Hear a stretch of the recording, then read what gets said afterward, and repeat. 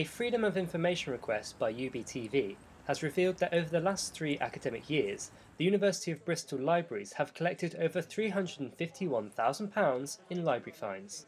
In the past year alone, this amounted to an average of £11,600 a month.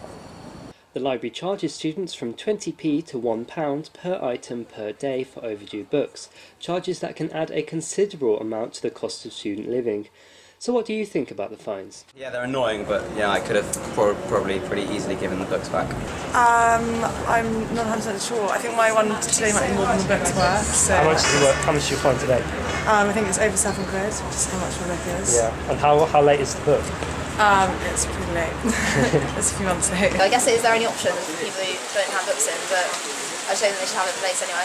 Almost all Russell Group universities we found had similar or more expensive library fines to Bristol. However, some universities, such as the University of York, had slightly more collaborative rules in place for students, like a policy of only charging fines when an item has been requested by another user. With over £115,000 being collected in library fines last year, how can the library explain these figures? So I'm with the Director of Library Services at the university. Do you think the amount you charge students in library fines is fair? It's a great question. We absolutely have to keep it under review. I mean, one of the reasons you know as a student that we charge fines is to try and keep the highest amount of books in circulation.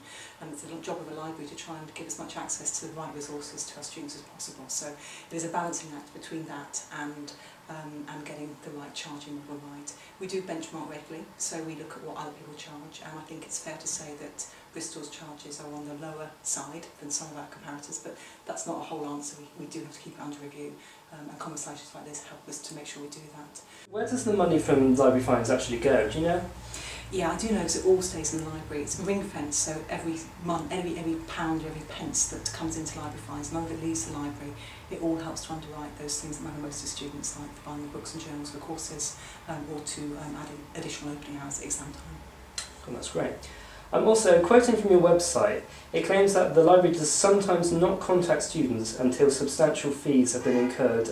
Why is this? Do you think the university could do more to contact students when they've got fines on their library books? Oh, well that is fantastic, because I didn't know it said that on our website, and that concerns me, so that's one thing I can take away and have a look at. We do contact students a lot. Some of that's proactive, so if you've got a standard item out on loan, then you will get a reminder before it becomes overdue to help you to manage what you've got out. And in terms of short loan material, then you get a notice the next day immediately to say it's not out. And on a standard loan item, 40 pence a day, and you will get a reminder after the 4th day. We also focus our activity most heavily on the highest demand books to try and make sure that gets in quickly. So that wording on that, if that's on our website, it sounds misleading, and it doesn't reflect, I think, the spirit in which we operate. I'd like to make sure that's corrected. So the Office of Fair Trading has recently written to many universities to warn them that preventing students with library fines from graduating is potentially breaking consumer laws. Where does Bristol stand on this issue? Thanks. It's another great question. I know the university is looking at this issue. My understanding is that we do not prevent students from graduating if they have library fines, but there will be some process there to make sure we are in line with the OFT standards. And I think it's a great way of student action, just making sure that everyone is exacting fairly with the law. As far as I know, Bristol does not stop people graduating from library fines. In the library's constant bid to improve services for users, fines remain a divisive issue, but not one the university ignores. At the very least, the money collected is put towards making your time in the library that little bit easier.